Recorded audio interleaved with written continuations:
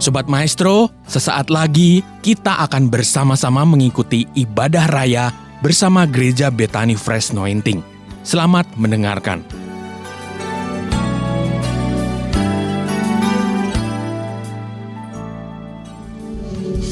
Kami bersyukur hadirat-Mu ada di tengah-tengah kami. Dan saatnya kami mau mendengar firman-Mu. Kami membuka hati kami, Roh Kudus urapi kami. Berbicara kepada kami, sampaikan isi hati-Mu. Firman-Mu yang akan membebaskan kami, menyembuhkan kami, memberkati kami. Dan kami percaya pulang dari tempat ini dengan kondisi yang luar biasa, dengan kemenangan sorak-sorai, sebab kami percaya firman yang berkuasa membangun kami dan menganugerahkan bagian yang Bapa sediakan bagi kami, boleh kami terima. Kami siap diberkati, urapi hamba-Mu Tuhan. Ambil alih seluruh pemberitaan firman-Mu, juga seluruh ruangan ini, seluruh ruangan hati kami. Roh Kudus beracara di dalam nama Tuhan Yesus. Bersama-sama kita berkata, kita berikan tepuk tangan buat Tuhan Yesus. Bagaimana kabar Bapak Ibu Saudara? Amin. Sebelum duduk kasih jempol dulu depan, belakang, kiri, kanan. Wow, silakan duduk Bapak Ibu Saudara. Shalom semuanya. Ya, judul khotbah saya pada siang ini adalah pemberdayaan ilahi. Kolose 1:27 menjadi ayat pembuka kita, ayat inti kita. Bersama-sama kita lihat, dikatakan kepada mereka, kepada kita, Allah mau memberitahukan betapa kaya dan mulianya rahasia itu. Ada sebuah rahasia yang begitu kaya dan mulia yang mau diberitahukan ke Tuhan kepada kita. Konsekuensinya kalau Bapak Ibu Saudara tahu rahasia ini, berarti hidup Anda akan mengalami kekayaan dan kemuliaan dari rahasia itu, atau mengalami namanya pemberdayaan ilahi. Apa rahasia itu? Dikatakan yaitu Kristus ada di tengah-tengah kamu, Kristus yang adalah pengharapan akan kemuliaan. Ibu Bapak, ini sebuah pewahyuan puncak yang ada di dalam perjanjian baru.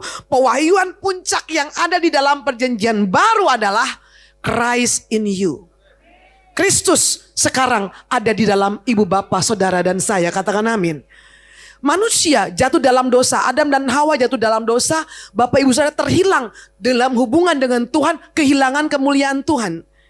Bapa memberikan Tuhan Yesus mati di atas kayu salib untuk kita ditebus. Katakan amin. Tujuan penebusan bukan hanya untuk menyelamatkan ibu bapak supaya Anda mati masuk surga, bukan. Tetapi tujuan akhir penebusan adalah, perhatikan, dosa Anda dihapus. Ya, oke. Dosa Anda dihapus. Status Anda adalah orang benar. Anda menerima anugerah pembenaran. Sekarang Anda adalah kebenaran Bapa di dalam Kristus. Tubuh Anda menjadi bait Allah yang kudus. Karena hidup Anda, tubuh Anda menjadi bait Allah yang kudus, Roh Allah masuk ke dalam kita. Itulah tujuan pewahyuan, tujuan keselamatan. Tujuan keselamatan, tujuan akhir keselamatan adalah Allah bisa bersekutu kembali dengan kita. Seperti pada waktu manusia bersekutu dengan Adam dan Hawa di Taman Eden. Katakan amin. Nah, perhatikan baik. Sekali lagi. Jadi tujuan akhir daripada penebusan bukan sekedar Anda selamat, tapi supaya Allah dapat bersekutu dengan Anda. Dulu manusia terpisah karena dosa, tapi ketika kita diampuni, kita dibebaskan. Ibu bapak, tubuh kita menjadi bait Allah. Dulu roh Allah hanya tinggal di tempat segi empat yang namanya bait Allah. Tetapi now tubuh Anda disebut bait Allah. Yes. Dan roh Allah itu berkenan tinggal di dalam kita. Makanya orang Kristen gak boleh ngerokok. Bu, ngerokok itu cuma ada di pom bensin. Betul sayang. Alkitab itu gak ada. Ya ibu bapak. Tetapi ketika Anda merokok, Anda merusak bait Allah. Masuk surga bu, masuk. Tapi lebih cepat ya. Aku suka makan pedas bu. Makan seblak yang levelnya udah gak. Waduh. Bapak ibu saudara. Hati-hati loh. Emang gak boleh bu makan seblak? Anda bisa merusak bait Allah. Ya paling jelek mencret. Ya betul lah. Tetapi segala sesuatu yang berhubungan dengan merusak bait Allah itu tidak diperkenanan Tuhan. Kenapa? Karena sekarang tubuh kita ini menjadi bait Allah yang kudus. Roh Allah, Roh Kudus tinggal di dalam diri kita. Demi supaya ibu bapak dan saya memiliki persekutuan dengan Tuhan. Anda tidak lagi berjalan sendiri dalam kehidupan ini. Ketika Kristus lahir ke muka bumi, dia disebut Immanuel, Allah beserta kita, God with us. Tetapi setelah Tuhan Yesus mati di atas kayu salib menebus dosa kita, dia naik ke surga, ibu bapak. Dia memberikan rohnya yang kudus dalam dimensi roh. dalam wujud roh. Dia tidak bisa dibatasi oleh ruang, jarak, dan waktu. Dia bisa hadir di mana saja, kapan saja, dalam diri siapa saja yang percaya. Dalam diri siapa dia ada? Dalam diri Anda dan saya. Wow, come on, mari sadari bahwa sekarang betapa dahsyatnya kita, betapa luar biasanya kita. Karena dia, Allah itu berkenan tinggal di dalam diri Bapak, Ibu, Saudara, dan saya. Nah, Ibu Bapak, dalam Alkitab Perjanjian Lama,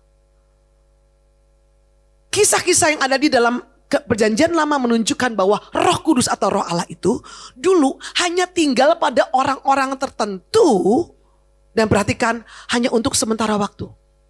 Hanya orang tertentu yang ada Roh Kudusnya, dan cuma sementara, nggak akan selama-lamanya. Hanya orang-orang pilihan Tuhan saja. Tetapi lihat, hari ini semua ibu bapak, Anda yang sudah percaya Tuhan Yesus, menerima Dia sebagai Tuhan, di dalam diri Anda ada Roh Allah. Wow. Anda tuh lebih hebat dari orang-orang zaman Perjanjian Lama. Anda lebih hebat dari Daud, Anda lebih hebat dari Saul, Anda lebih hebat dari Samuel, Anda lebih hebat dari Musa. Kenapa? Karena Christ in you now. Katakan amin. Nah, ibu bapak, lihat 1 Samuel 10 ayat 10. Ini sebuah contoh ketika Roh Allah itu tinggal pada seseorang.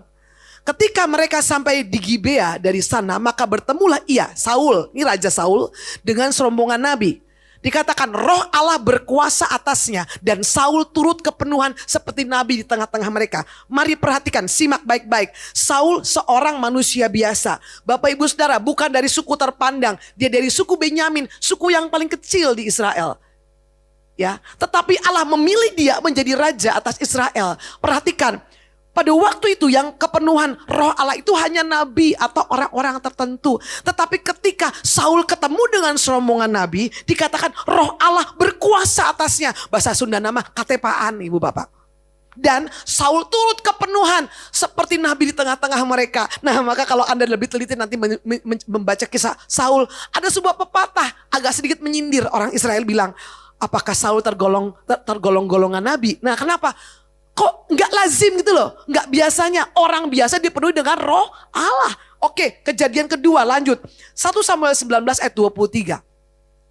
Lalu pergilah ini Saul ke sana, ke Nayot dekat Rama, dan di sana dan pada dia pun, perhatikan, hinggaplah Roh Allah, dan selama ia melanjutkan perjalanannya, ia kepenuhan seperti nabi hingga ia sampai ke Nayot dekat Rama. Fakta kedua kalinya Saul ketemu lagi, Saul pergi ke sebuah kota. Di sana hinggaplah Roh Allah, Bapak Ibu Saudara, kepada Saul, sehingga dia kepenuhan seperti nabi. Wow, ini peristiwa kedua waktu Saul mengalami kepenuhan Roh Allah. Garis bawahi kata hinggaplah. Hinggap. Saya mau tanya, artinya hinggap itu apa ya? Shalom. Menclok. Menclok itu artinya apa? Ya hinggap. Hinggap itu apa? Menclok. Tinggal untuk sementara, tidak duel. Ya, jadi enggak permanen residen gitu loh. Temporer. Ya, betul gak ibu bapak? Jadi dua fakta menunjukkan orang Saul manusia biasa bisa kepenuhan Roh Allah. Oke, tapi cuma sementara. Oke, kitab Bilangan menjelaskan kepada kita. Bilangan 11:25 berkata, lalu turunlah Tuhan dalam awan dan berbicara kepada Musa.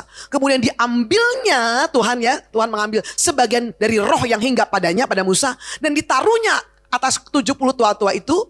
Ketika roh itu hinggap pada mereka, kepenuhanlah mereka seperti nabi, tetapi sesudah itu tidak. Oke, Bilangan 11:25, tolong dicermati, kritis sedikit. Lihat, ini peristiwanya Musa. Musa ketemu sama Tuhan, lalu Tuhan mengambil Roh Kudus yang ditaruh di dalam diri Musa, sebagian katanya ya, ditaruh ke 70 tua-tua. 70 tua-tua tiba-tiba penuh Roh Allah seperti Musa. Oke, tetapi sesudah itu tidaklah. Berarti cuma hinggap. Kata hinggap itu tidak selama-lamanya. Cuma temporer. Inilah ciri kepenuhan Roh Allah di masa Perjanjian Lama. Tetapi ibu bapak, sekalipun cuma sementara. Maka karena itu cuma sementara, maka Daud itu bisa berdoa Mazmur 51 ayat 13. Coba kita lihat doa Daud. Daud bilang, janganlah membuang aku dari hadapanmu dan janganlah mengambil rohmu yang kudus daripadaku. Daud sampai berdoa seperti itu ya. Ibu bapak angkatan saya, angkatan lama pasti tahu dulu Leice Sampingan pernah nyanyikan sebuah lagu. Lagunya pokoknya ada kata-katanya gitu. Janganlah mengambil rohmu yang kudus daripadaku. Tapi dengar baik, Anda dan saya sekarang manusia ciptaan baru. Orang yang sudah percaya Tuhan Yesus tidak boleh berdoa lagi seperti Daud. Karena apa? Karena sekali dia menaruh rohnya di dalam Anda, selama-lamanya dia bersama dengan kita. Ibrani 13 ayat 5 berkata, aku sekali-kali tidak akan meninggalkan engkau. Aku sekali-kali tidak akan membiarkan engkau. Jadi Christ in you itu sebuah kepastian bahwa Allah selalu ada bersama dengan kita. Amin ibu bapak. Maka tidak semua lagu rohani boleh kita nyanyikan. Ini adalah cara pandang Daud, dari cara pandang sudut pandang dia sebagai orang perjanjian lama. Oke, setuju ya? Pada orang biasa dan hanya sementara. Nah, Bapak Ibu Saudara, kita lihat setelah itu faktanya 1 Samuel 10 ayat 6. Maka roh Tuhan akan berkuasa atasmu, engkau akan kepenuhan bersama-sama dengan mereka dan berubah menjadi manusia lain. Selain roh Allah itu bisa hanya tinggal pada orang tertentu dan bersifat sementara, ketika seseorang menerima roh Allah, maka orang itu akan berubah. Roh Allah akan berkuasa atas orang itu dan orang itu akan berubah menjadi manusia lain. Nah, ini fakta bahwa kehadiran Roh Kudus dalam perjanjian lama membuat manusia menjadi manusia lain.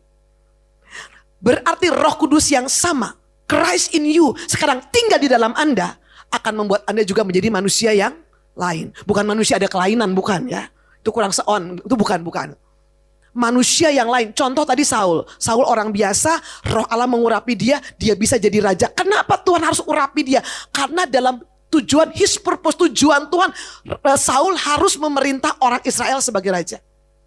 Oke, Daud penuh roh Allah. Dengan roh Allah bersama dengan dia, salah satu contoh, dia bisa mengalahkan Goliat. Jadi manusia lain, anak penggembala tidak punya pengalaman perang, bisa mengalahkan musuh. Wah, ini luar biasa. Musa jelas ibu bapak saudara, jelas banget.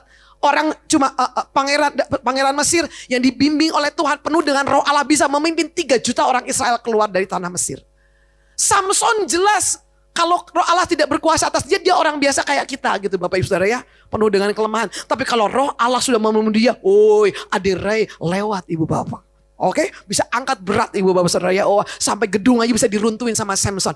Itulah bukti, artinya kalau roh Allah itu turun atas seseorang, orang itu bisa berubah. Pasti berubah menjadi manusia yang lain. Yusuf itu jelas sekali, lihat roh Allah yang sama menyertai dia. Waktu di rumah bapaknya, di rumah Potifar, di dalam penjara. Waktu dia jadi Perdana Menteri. Maka ketika Fir'aun melihat bahwa Yusuf ini bisa menerjemahkan mimpi, menafsirkan mimpi, Fir'aun berkata, orang ini penuh dengan roh dewa-dewa. Apa artinya roh dewa-dewa? Penuh roh Allah. Jadi roh Allah itu di dalam diri kita memberikan yang namanya pemberdayaan ilahi. Oke, kita lanjut dulu. Kita lihat faktanya dalam Kisah Para Rasul. Tadi perjanjian lama, ini perjanjian baru. Kisah Rasul 2:49 41 berkata, orang-orang yang menerima perkataannya itu memberi diri dibaptis dan pada hari itu jumlah mereka bertambah kira-kira 3.000 jiwa. Siapanya di sini? Siapa yang berkata-kata sehingga hari itu bertambah orang-orang yang percaya 3.000 jiwa? Petrus, Ibu Bapak. Petrus yang baru beberapa minggu yang lalu sebelum kejadian ini dia menyangkal Tuhan Yesus 3 kali. Petrus yang baru beberapa minggu yang lalu mengajak murid-murid kembali ke Galilea, pulang kampung, mau jadi nelayan lagi, Ibu Bapak. Yang hampir-hampir meninggalkan panggilannya, Ibu Bapak, sebagai murid-murid Tuhan. Tetapi perhatikan, ini peristiwa setelah murid-murid penuh dengan Roh Kudus. Setelah mereka penuh dengan Roh Kudus, perhatikan. Petrus dan murid-murid menjadi another man. Ketika Petrus ngomong, dari mana itu kekuatan, dari mana itu kemampuan Petrus berkhotbah sehingga bisa membawa 3.000 jiwa. Dia tidak pernah duduk di sekolah Alkitab. Dia cuma nelayan biasa. But ketika roh Allah turun atas Petrus, itulah yang membuat pemberdayaan ilahi dalam diri Petrus. Ayat ini memberikan bukti kepada kita bahwa kalau orang penuh dengan Roh Kudus, Tuhan bisa pakai dia untuk hal yang dahsyat dan luar biasa. Kalau Petrus bisa dipakai Tuhan, Anda juga bisa. Katakan amin. Lanjut Ibu Bapak.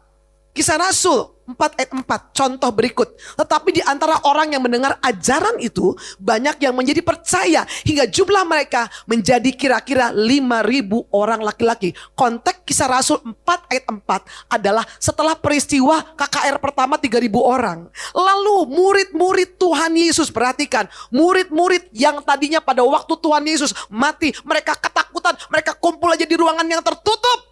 Maka Tuhan Yesus menampakkan diri kepada mereka di ruangan tertutup. Bapak Ibu Saudara, tetapi setelah peristiwa Pentakosta mereka penuh dengan Roh Kudus. Ditandai dengan bangkitnya Petrus, perhatikan, bukan cuma Petrus yang penuh dengan Roh Kudus dan menjadi manusia lain, tetapi murid-murid yang lain juga memberitakan Injil dengan penuh keberanian. Yerusalem gempar loh hari itu loh. Karena tiba-tiba mereka menjadi orang sakti mandraguna, Ibu Bapak Saudara. Kalau Anda baca dengan teliti, mereka bisa melakukan banyak mukjizat. Dan pengajaran mereka begitu luar biasa. Dikatakan, wow, kira-kira 5.000 orang laki-laki, belum terhitung istri anak-anaknya. Mungkin 20.000 maybe. Jelas kota itu gempar. Kenapa? Karena ada sekelompok orang yang diberi dengan Roh Kudus. Memiliki gaya hidup yang berbeda. Dan mereka mengubahkan kota. Dengan cara apa? Dengan cara firman Allah diberitakan dengan penuh keberanian. Kenapa mereka bisa berubah drastis 180 derajat? Karena Roh Allah turun atas mereka. Ibu Bapak, fakta-fakta inilah yang menunjukkan kepada kita Petrus dan murid-muridnya menjadi manusia lain. Sekali lagi bukan manusia dengan kelainan ya, tapi manusia yang lain. Nah, dengar baik, Roh Kudus yang sama yang ada dalam diri Musa, dalam diri Daud, dalam diri Daniel, dalam diri Samuel, dalam diri Petrus dan murid-murid. Sekarang Roh Kudus yang sama ada di dalam Anda. Bukan cuma buat sehari 2 hari, tapi untuk selama-lamanya. Bukan hinggap atau menclok, tapi diam di dalam engkau. Christ in you now. Sadari ini. Ibu Bapak, maka perhatikan, menjadi manusia yang lain itu artinya lihat, manusia yang berbeda. Another man dalam bahasa Inggrisnya. Terjemahan lain mengatakan different man. Atau manusia unggul. Manusia yang menerima pemberdayaan ilahi. Atau disebut the man of God. Anda adalah manusia unggul. Jangan bilang, oh moso. Itu Pak Jumaji gitu yang ngomong, oh moso. Coba lihat kiri kanan. Anda yang sudah bertobat terima Yesus, Anda ini manusia unggul. Walaupun Anda tidak kuliah di Universitas Indo Esa unggul. Kenapa Anda jadi manusia unggul? Kenapa Anda jadi orang hebat? Kenapa Anda jadi orang yang luar biasa? Karena Roh Allah yang luar biasa ada di dalam Anda. Kenapa? Karena Kristus yang adalah hikmat itu ada di dalam Anda. Karena yang berharga itu ada di dalam Anda. Karena Anda menjadi tempat di mana Roh Allah ada, maka hidup Anda berubah. Halo. Saya tidak bicara latar belakang pendidikan. Saya nggak peduli Anda sekolahnya. Bu saya S3, SMP, SD, SMP, SMA. Saya nggak peduli. Saya nggak peduli apa pengalaman Anda, apa latar belakang Anda. Tetapi kalau Anda bertobat terima Yesus, maka Anda berubah menjadi manusia unggul. Manusia istimewa. Manusia yang luar biasa. Oh come on. Yang disebut the man of God itu bukan hanya hamba-hamba Tuhan yang wah sakti mandraguna. Wah ini pakai Tuhan. No.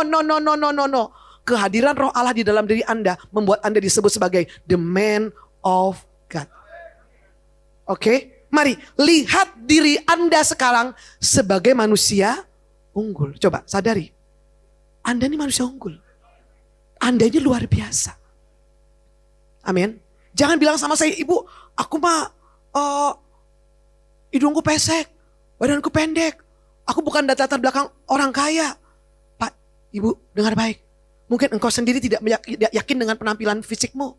Kau merasa penuh dengan kekurangan. Mungkin secara fisik Anda tidak ideal menurut dunia ini. Tidak tinggi, langsing putih seperti bihun. Bapak Ibu Saudara, kan dunia ini kan kalau yang dipakai iklan itu kan ya tinggi langsing putih, benar nggak? Kalau anak saya bilang, mami bukan bihun, apa itu? Pocong katanya. Anda mungkin tidak ideal, tetapi Tuhan berkata, aku tidak peduli engkau mancung atau tidak. Aku tidak peduli warna rambutmu, aku tidak peduli warna kulitmu. Tapi engkau berharga dan engkau mulia bagiku, kata Tuhan.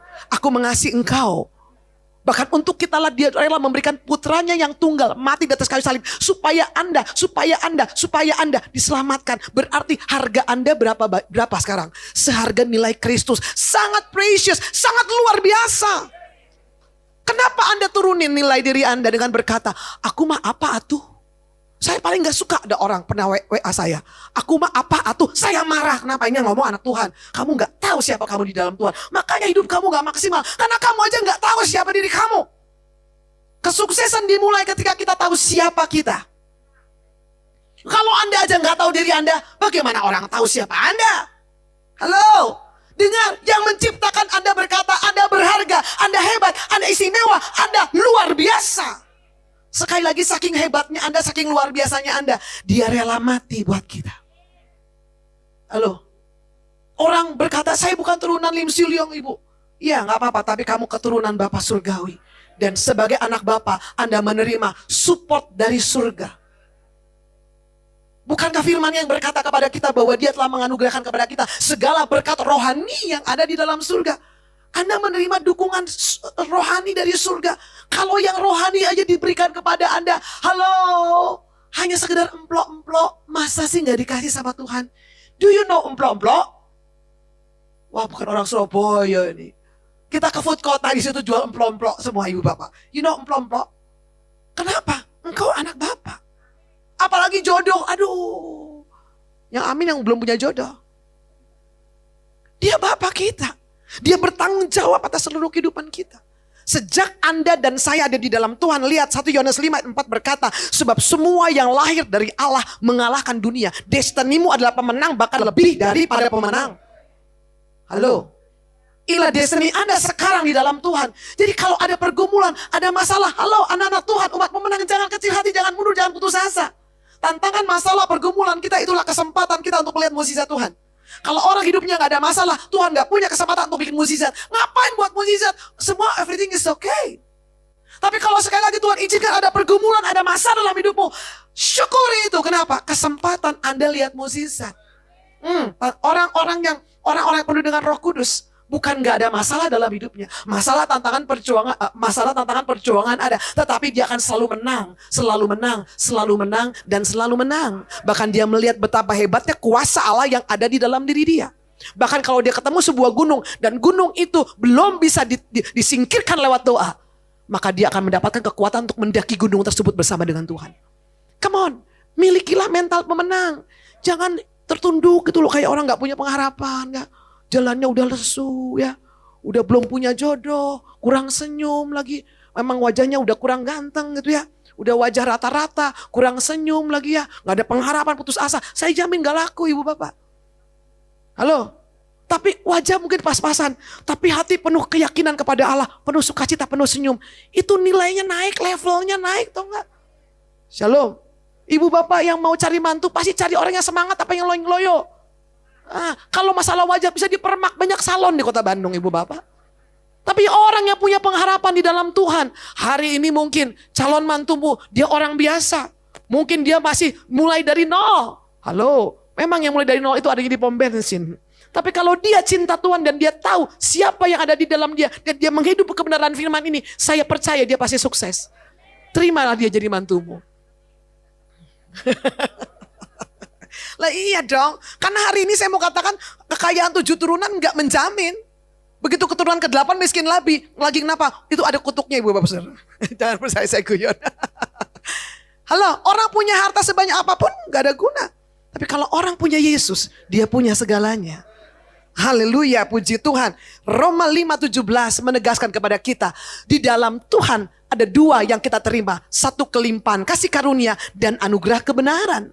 Ketika Anda menerima kelimpahan kasih karunia dan anugerah kebenaran, itulah jaminan kita akan hidup dan berkuasa. Sorry ya, gak sekedar hidup di atas muka bumi ini. Hidup dan berkuasa. Itu kan yang Bapak ingin buat kita. Waktu manusia pertama diciptakan, Adam dan Hawa menikah diberkati, Tuhan katakan hiduplah beranak cuculah dan berkuasalah.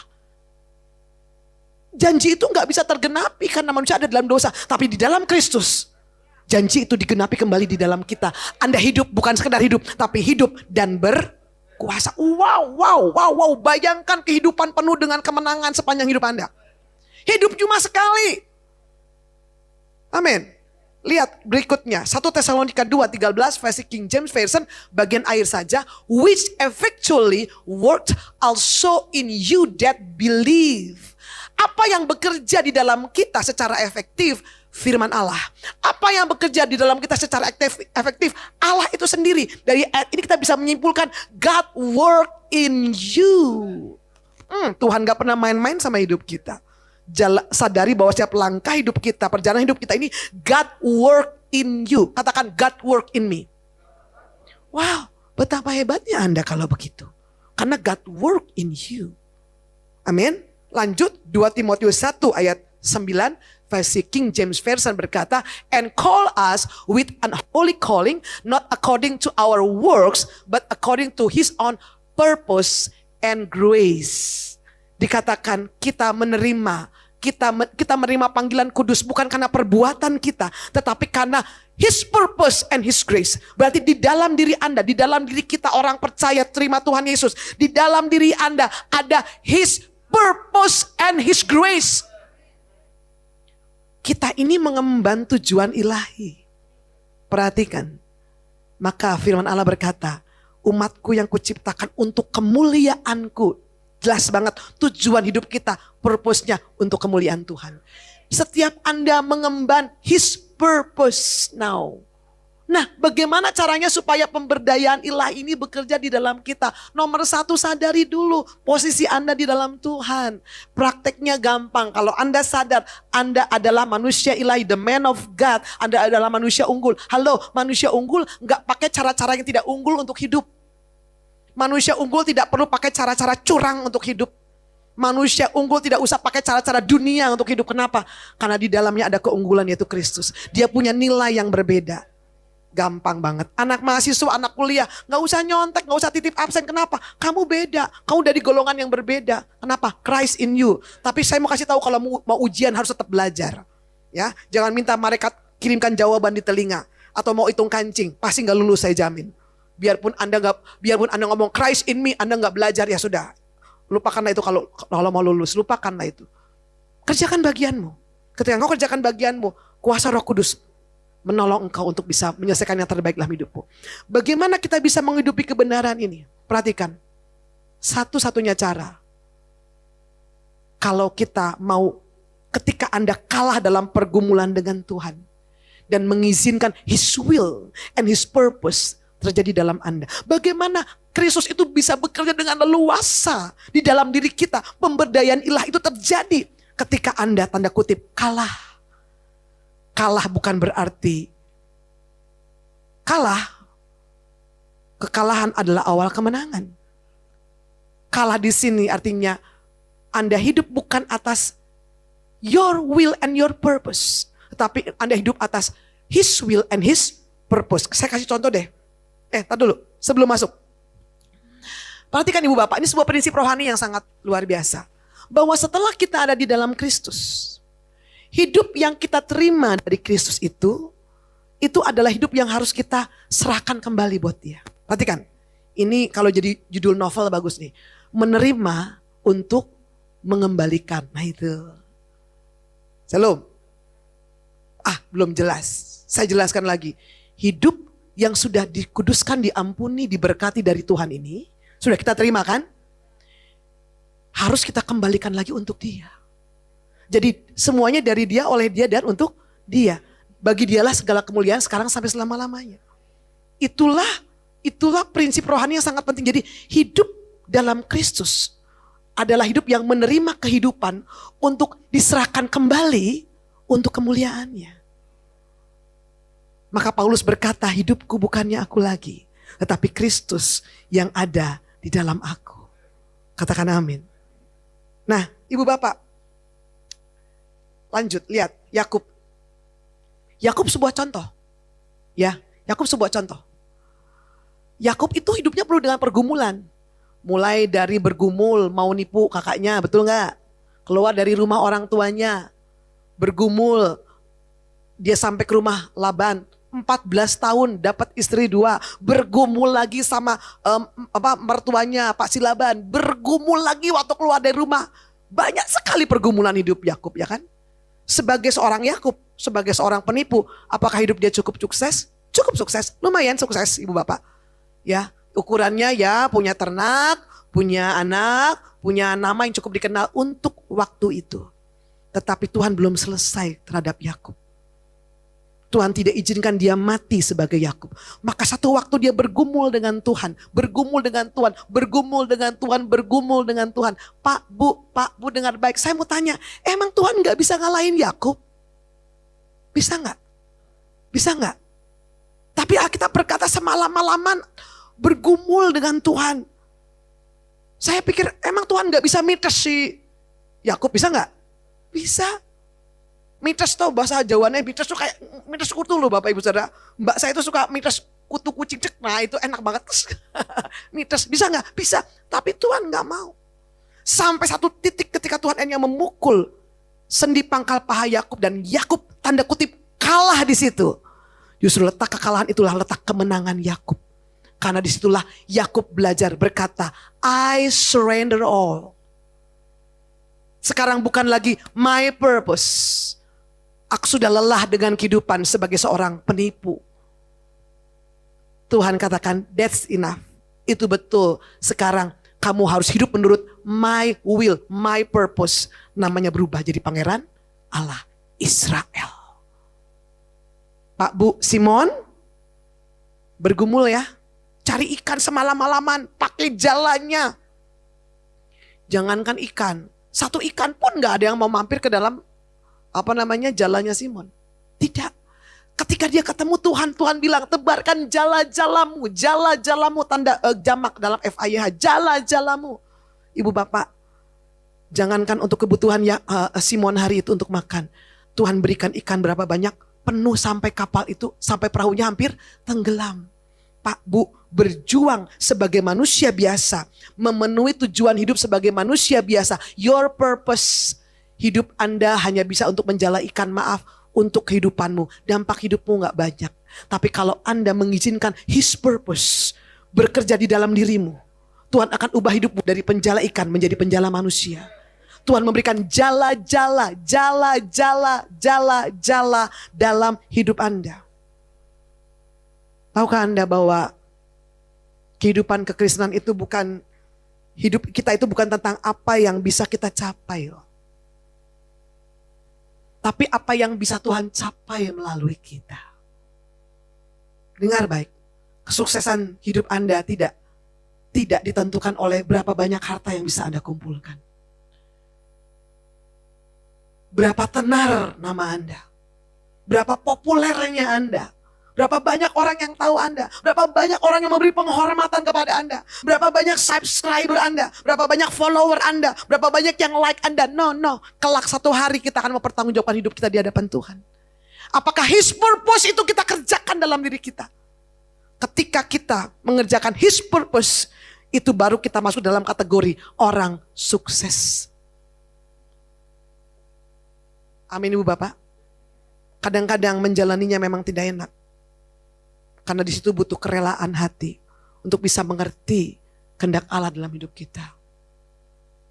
Pak Ibu, saya punya beberapa kali kesempatan untuk jadi spesialis. Pertama kali masuk Bandung 2003, Pak Agung bilang, ayo spesialis. Teman-teman saya udah nawarin, ayo masuk, kamu pasti bisa. Waktu itu saya bilang, enggak deh. Saya harus fokus sama keluarga saya dan sebagainya. Kedua kali Pak Agung tawarin lagi kira-kira 2010. Tapi hari itu saya bilang, saya enggak mau. Kenapa? Ibu Bapak 2010, Pak Alex Abraham, Bapak rohani kita bilang sama Pak Agung. Beliau bilang, Gung, Roh Kudus itu sedang bekerja luar biasa di gerejamu. Jadi kamu buat apa aja pasti berhasil. Saya mendengar itu sebagai panggilan Tuhan buat saya. Jadi saya bilang sama Pak Agung, Pak, saya cukup praktek. Saya mau dukung kamu, saya bilang. Ada banyak orang mungkin melihat itu, wah sayang ya ibu udah sekolah tinggi-tinggi, hanya jadi pelayan Tuhan. Hanya jadi hamba Tuhan. Saya jalani kehidupan Ibu Bapak Saudara.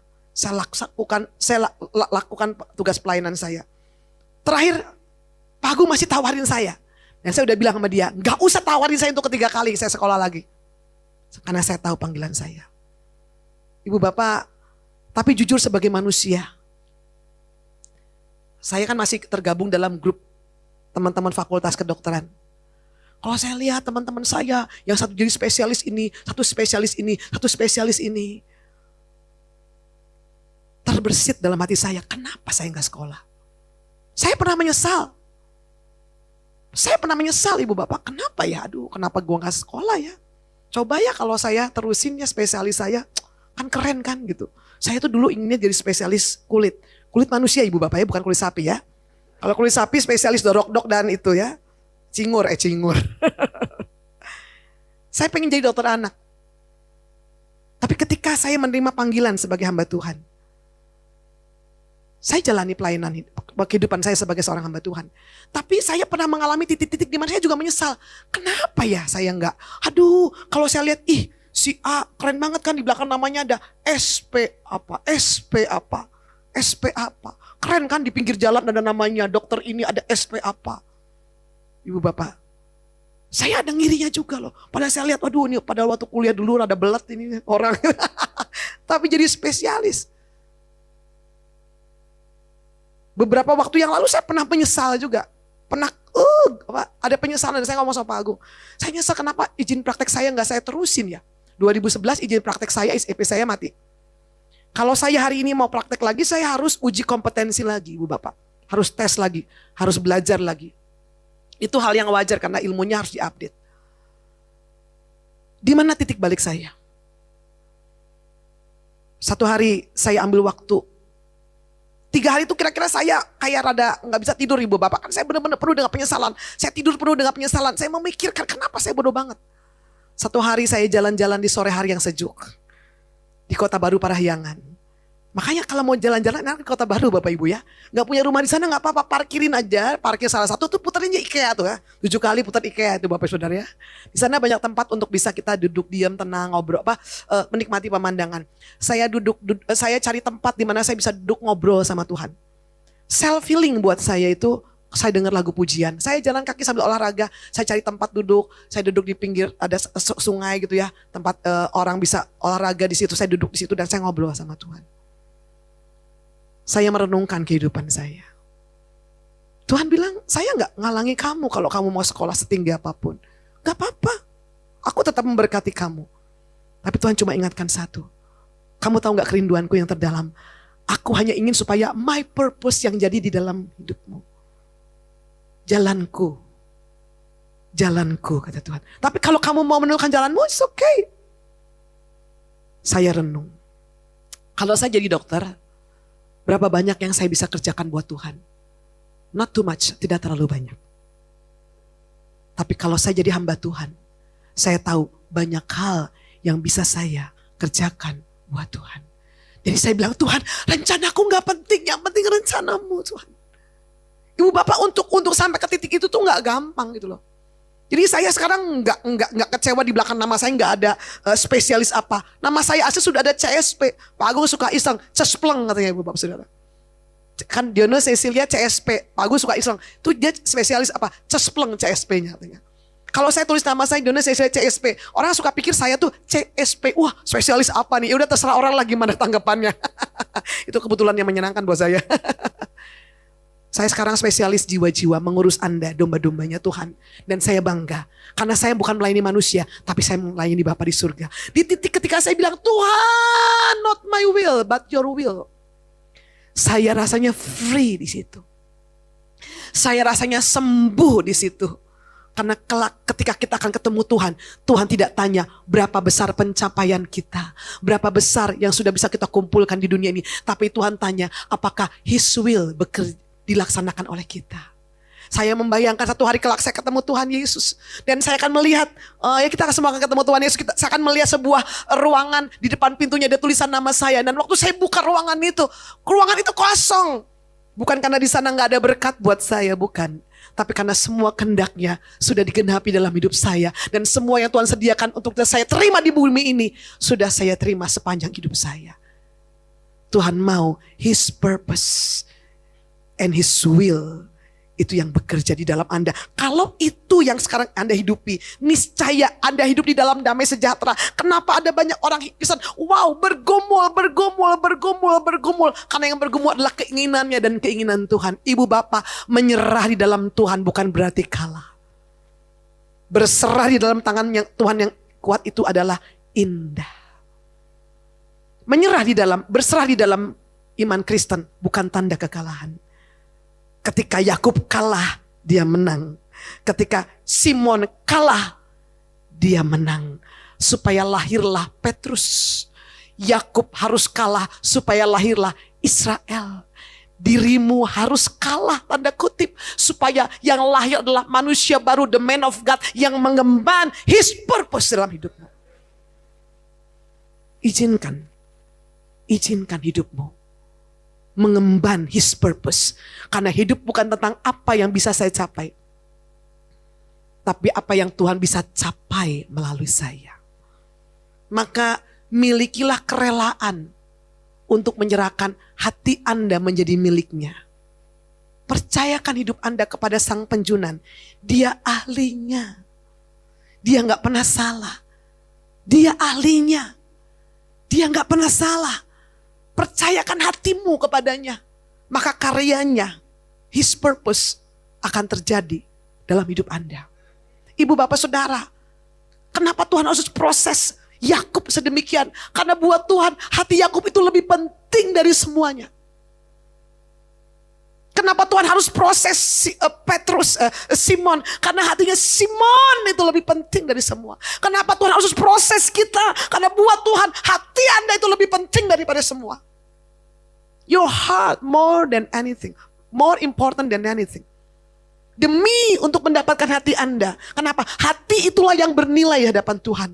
Ibu, bapak, pergumulan kehidupan yang Tuhan izinkan terjadi, itu membuat sebenarnya hati Anda menjadi kaya.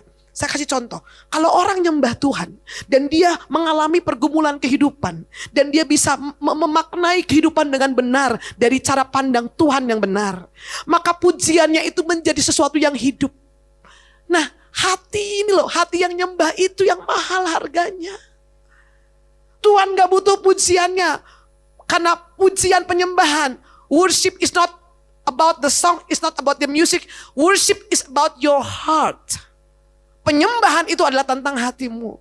Waktu di tengah pedihmu, engkau bisa berkata, I surrender all. Aku percayakan hidupku ke dalam tanganmu yang kuat dan perkasa. Aku percaya engkau sanggup, engkau terlalu ahli dan mampu mengurus hidupku. Itu sebuah pujian yang menyenangkan Tuhan. Kalau Tuhan cuma mau cari nyanyian, gak usah nyuruh Anda nyanyi, ibu bapak. Malaikat lebih keren nyanyinya dari kita. Setel aja lagu rohani di balik side A, side B. Betul apa? Betul.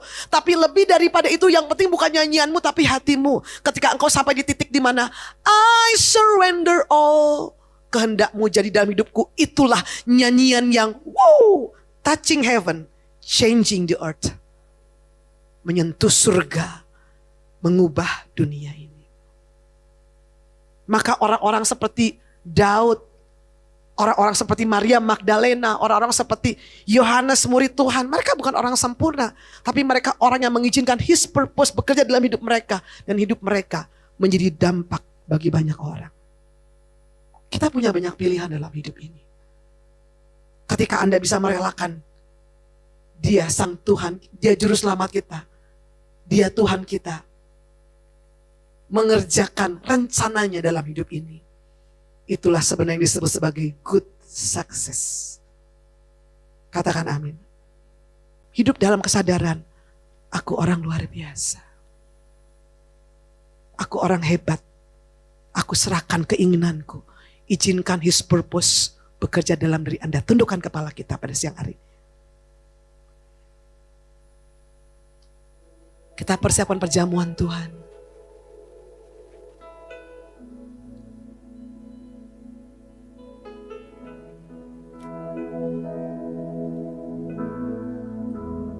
It's all about you. It's all about you, Jesus. Rencanaku tidak penting, Tuhan. It's all about you. Yang terpenting rencanamu, Tuhan. It's all about you. Terjadi di dalam aku, Tuhan. Jesus. Sing, it's all about you. It's all about you. It's all about you. It's all about you. It's all about you.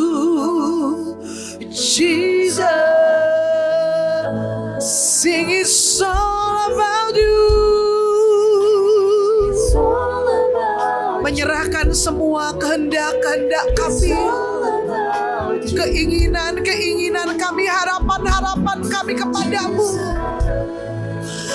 I sing it's all about you. It's just all about you. Oh, Jesus.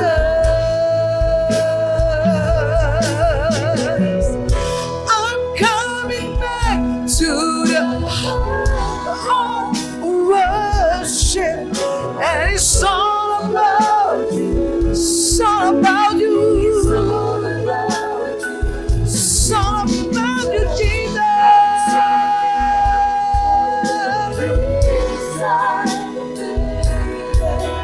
And it's all about you. It's all about you, Jesus. I'm coming back to the heart of worship.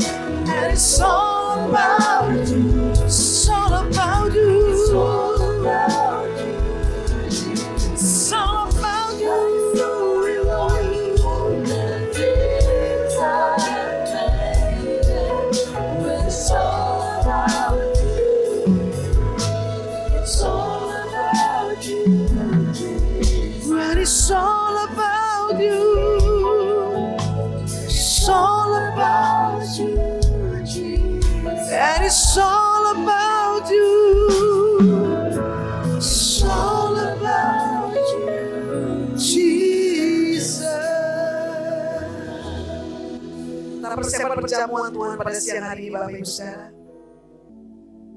Mari kita angkat, mari saudara kita boleh bangkit berdiri dan kita angkat roti dengan tangan kanan kita. Inilah bukti cinta Yesus. Dia rela terpecah-pecah supaya hidupmu menjadi utuh sempurna dan tidak kurang satu apapun. Dia rela menjadi kalah supaya engkau mengalami kemenangan. Apakah Bapak Ibu Saudara percaya engkau angkat dengan tangan kananmu adalah tubuh Tuhan Yesus? Ambil dan makan dengan iman dan ucapan syukur. Terimalah anugerah itu, terimalah kesembuhan mukjizat dalam nama Tuhan Yesus.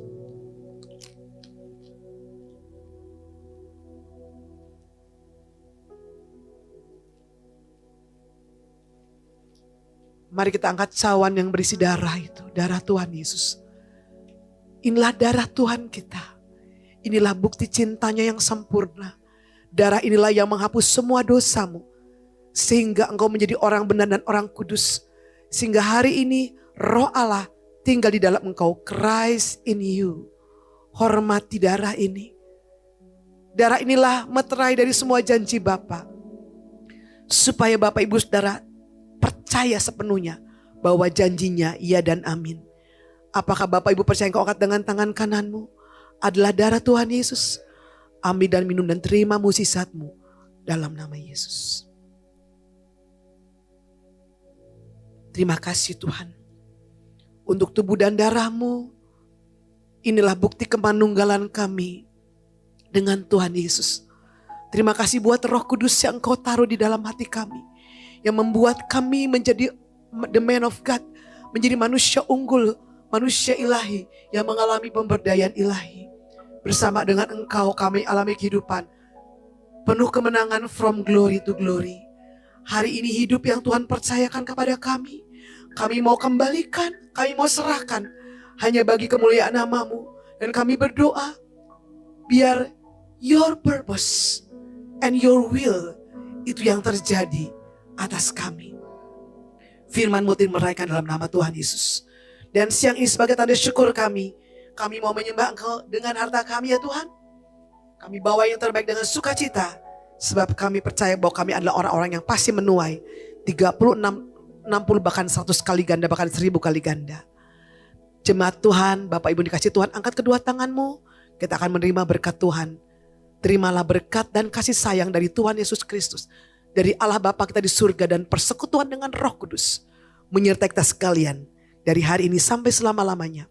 Percaya sudah diberkati berkata, amin. Tuhan Yesus memberkati kita semua dan shalom. Sobat Maestro, Anda baru saja mendengarkan ibadah raya bersama Gereja Bethany Fresh Anointing. Terima kasih atas kebersamaan Anda. Selamat hari Minggu dan Tuhan Yesus memberkati.